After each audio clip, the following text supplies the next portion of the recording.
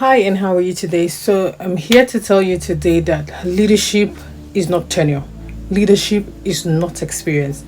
You can spend 5, 10, 15 years in an organization, and that does not mean that you qualify to be a leader. Okay, leadership takes more than years of experience.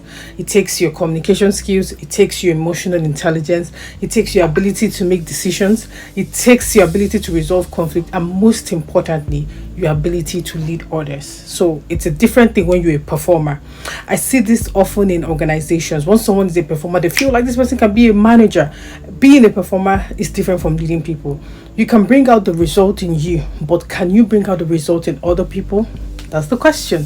So if you're someone who is a manager, whether you've just been a manager for the first time or you've been a manager but there was no formal training, there was no walkthrough, no coaching, nothing to really elevate your skills and put you at the point where you have to be that manager that everybody wants. Because we keep saying we have bad managers, who are these bad managers? These are employees who were once an employee and then became a manager. So if you're a new manager, you need to groom your emotional intelligence skill. That's your first KPI on the job.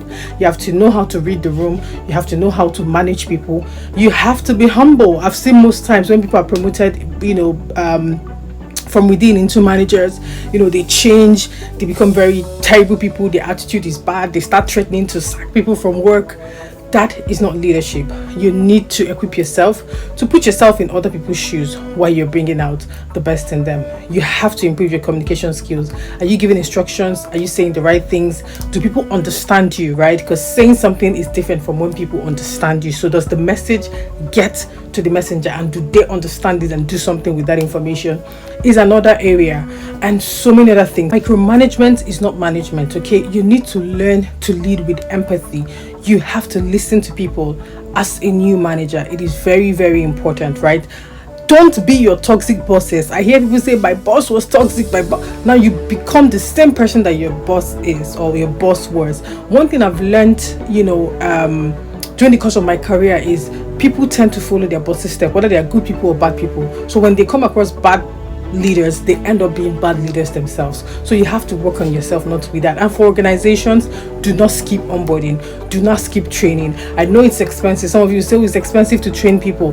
Train your manager so that they can bring out the best in other people. Otherwise, you see that top performer that you used to have, once they start leading, their teams are not performing well, right? And then it becomes a self-performing situation. So they start trying to hit targets on their own instead of working as a team. So they're not bringing out the best in other people. Most importantly, I think companies must make sure that 360-degree review is relevant.